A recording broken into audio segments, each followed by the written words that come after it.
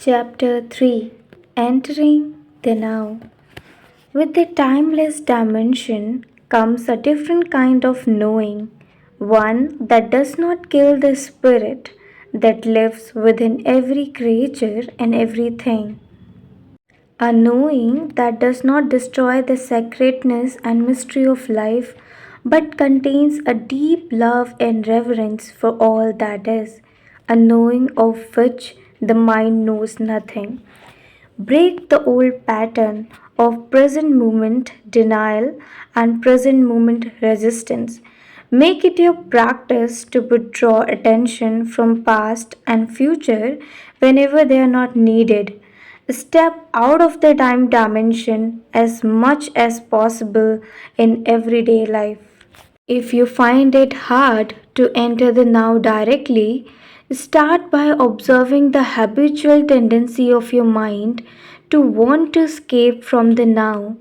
You will observe that the future is usually imagined as either better or worse than the present. If the imagined future is better, it gives you hope or pleasurable anticipation. If it is worse, it creates anxiety. Both are illusory. Through self observation, more presence comes to your life automatically. The moment you realize you are not present, you are present. Whenever you are able to observe your mind, you are no longer trapped in it. Another factor has come in, something that is not of the mind, the witnessing presence. Be present as the watcher of your mind, of your thoughts and emotions, as well as your reactions in every situation. Be at least as interested in your reaction as in the situation or person that causes you to react.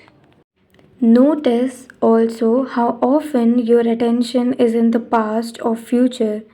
Don't judge or analyze what you observe. Watch the thought, feel the emotion, observe the reaction. Don't make a personal problem out of them. You will then feel something more powerful than any of those things that you observe, the still, observing presence itself behind the content of your mind, the silent watcher.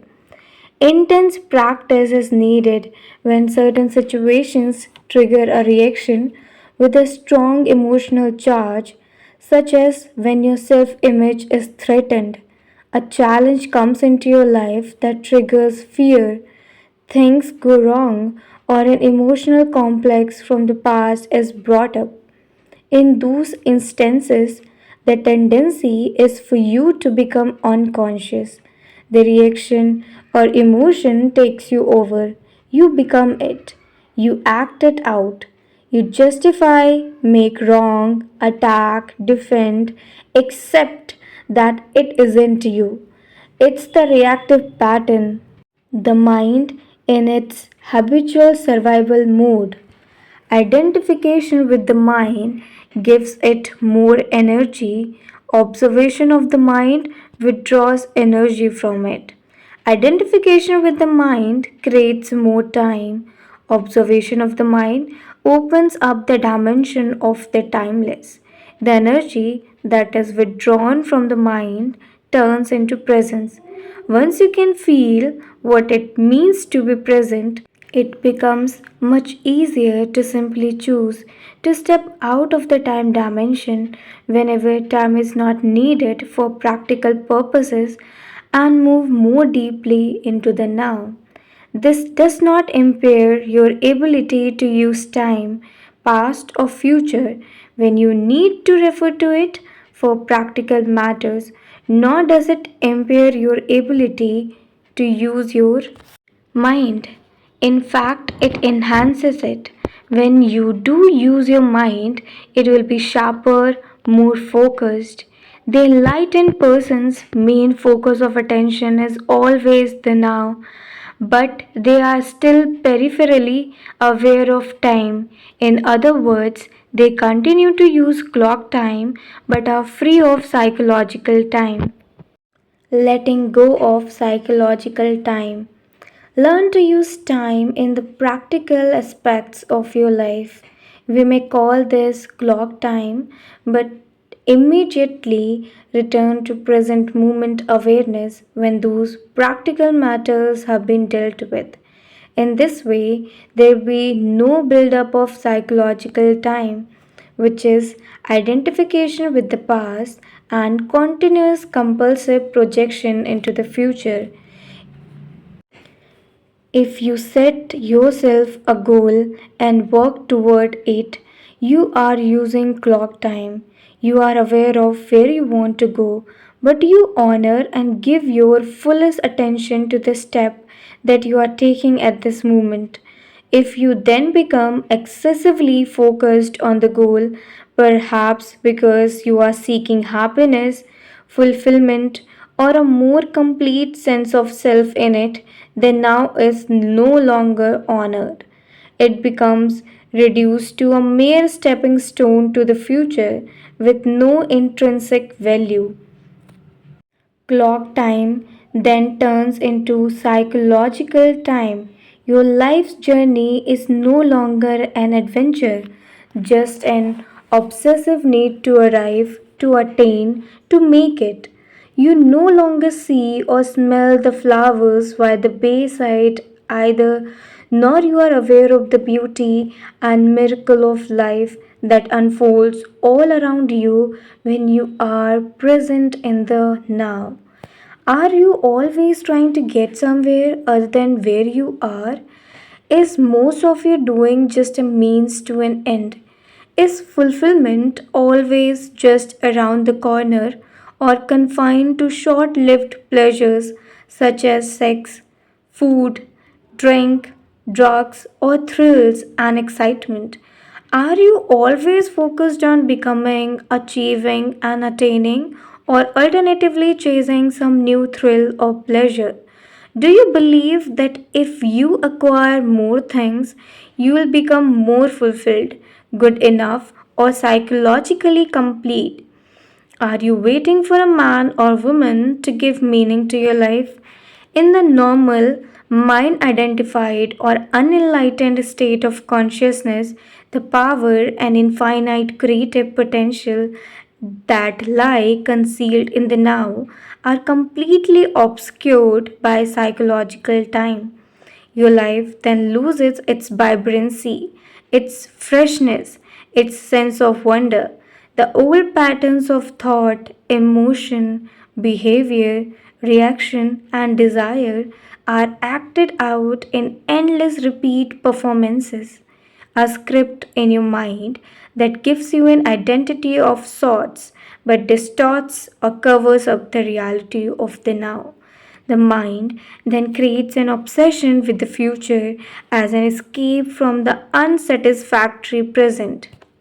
What you perceive as future is an intrinsic part of your state of consciousness now. If your mind carries a heavy burden of past, you will experience more of the same. The past perpetuates itself through lack of presence. The quality of your consciousness at this moment is what shapes the future, which of course can only be experienced as the now. If it is the quality of your consciousness at this moment that determines the future, then what is it that determines the quality of your consciousness? Your degree of presence. So, the only place where true change can occur and where the past can be dissolved is the now. You may find it hard to recognize that time is the cause of your suffering or your problems. You believe that they are caused by specific situations in your life, and seen from a conventional viewpoint, this is true. But until you have dealt with the basic problem making dysfunction of the mind, its attachment to past and future and denial of the now, problems are actually interchangeable. If all your problems or perceived causes of suffering or unhappiness were miraculously removed for you today, but you had not become more present, more conscious, you will soon find yourself with a similar set of problems or causes of suffering, like a shadow that follows you wherever you go. Ultimately, there is only one problem: the time bound mind itself. There is no salvation in time. You cannot be free in the future. Presence is the key to freedom, so you can only be free now. Finding the life underneath your life situation. What you refer to as your life should more accurately be called your life situation. It is psychological time, past and future. Certain things in the past did not go the way you wanted them to go. You are still resisting what happened in the past, and now you are resisting what is. Hope is what keeps you going, but hope keeps you focused on the future, and this continued focus perpetuates your denial of the now and therefore your unhappiness. Forget about your life situation for a while and pay attention to your life. Your life situation exists in time. Your life is now. Your life situation is mind stuff. Your life is real. Find the narrow gate that leads to life. It is called the now. Narrow your life down to this moment. Your life situation may be full of problems. Most life situations are, but find out if you have any problem at this moment. Not tomorrow or in 10 minutes, but now. Do you have a problem now? When you are full of problems, there is no room for anything new to enter, no room for a solution. So, whenever you can, make some room, create some space so that you find the life underneath your life situation. Use your senses fully. Be where you are. Look around, just look. Don't interpret.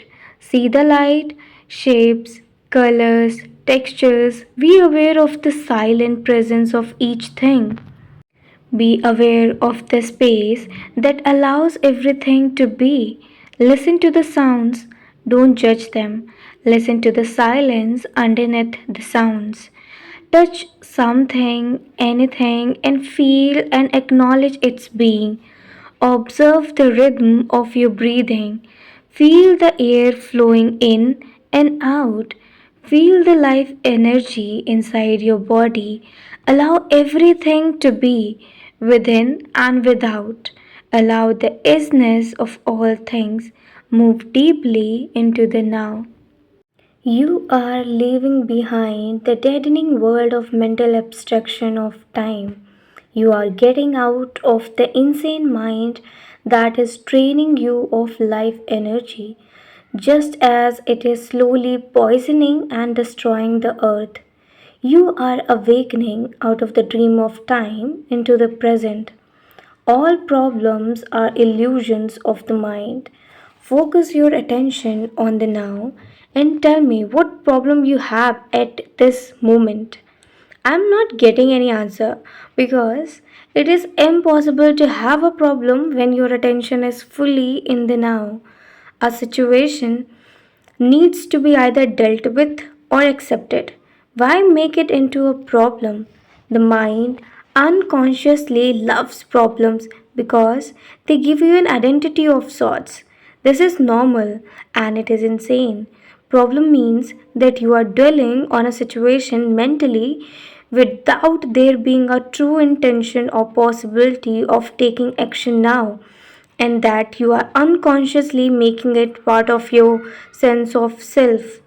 You become so overwhelmed by your life situation that you lose your sense of life, of being, or you are carrying in your mind the insane burden of 100 things that you will or may have to do in the future instead of focusing your attention on the one thing that you can do now. When you create a problem, you create pain. All it takes is a simple choice, a simple decision. No matter what happens, I'll create no more pain for myself. I will create no more problems. Although it is a simple choice, it is also very radical. You won't make that choice unless you are truly fed up with suffering, unless you have truly had enough. And you won't be able to go through with it unless you access the power of the now. If you create no more pain for yourself, then you create no more pain for others. You also no longer contaminate the beautiful earth, your inner space, and the collective human psyche with the negativity of problem making. Should a situation arise that you need to deal with now, your action will be clear and incisive. If it arises out of present moment awareness, it is also more likely to be effective. It will not be a reaction coming from the past conditioning of your mind, but an intuitive response to the situation. In other instances, when the time bound mind would have reacted, you'll find it more effective to do nothing. Just stay centered in the now. The joy of being to alert you that you have allowed yourself to be taken over by psychological time, you can use a simple criterion. Ask yourself, is there joy, ease, and lightness in what I'm doing? If there isn't, then time is covering up the present moment and life is perceived as a burden or a struggle. If there is no joy, ease, or lightness in what you are doing, it does not necessarily mean that you need to change what you are doing. It may be sufficient to change the how. How is always more important than what. See if you can give much more attention to the doing than to the result that you want to achieve through it. Give your fullest attention to whatever the present moments.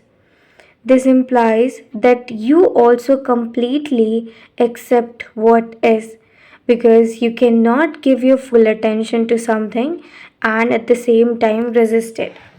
As soon as you honor the present moment, all unhappiness and struggle dissolve, and life begins to flow with joy and ease.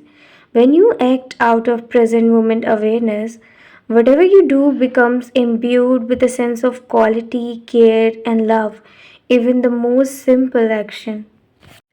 Do not be concerned with the fruit of your action. Just give attention to the action itself. The fruit will come of its own accord. This is a powerful spiritual practice. When the compulsive striving away from the now ceases, the joy of being flows into everything you do. The moment your attention turns to the now, you feel a presence, a stillness, a peace. You no longer depend on the future for fulfillment and satisfaction. You don't look to it for salvation. Therefore, you are not attached to the results. Neither failure nor success has the power to change your inner state of being. You have found the life underneath your life situation. In the absence of psychological time, your sense of self is derived from being, not from your personal past. Therefore, the psychological need to become anything other than who you are already is no longer there.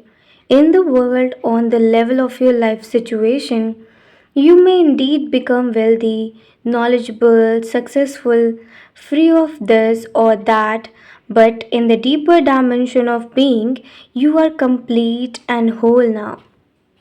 The timeless state of consciousness, when every cell of your body is so present that it feels vibrant with life, and when you can feel that life every moment as the joy of being, then it can be said that you are free of time.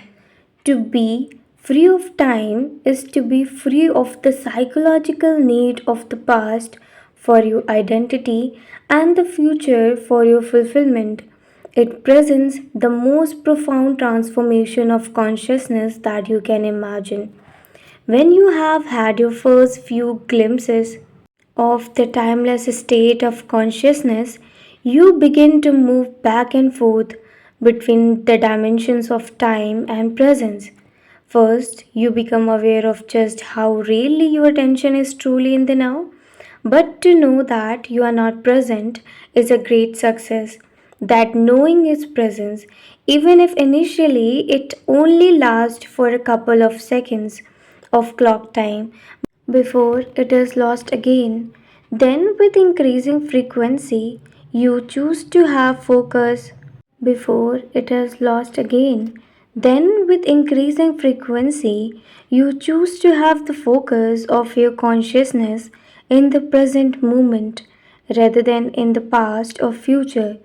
Whenever you realize that you had lost the now, you are able to stay in it not just for a couple of seconds but for longer periods as perceived from the external perspective of clock time.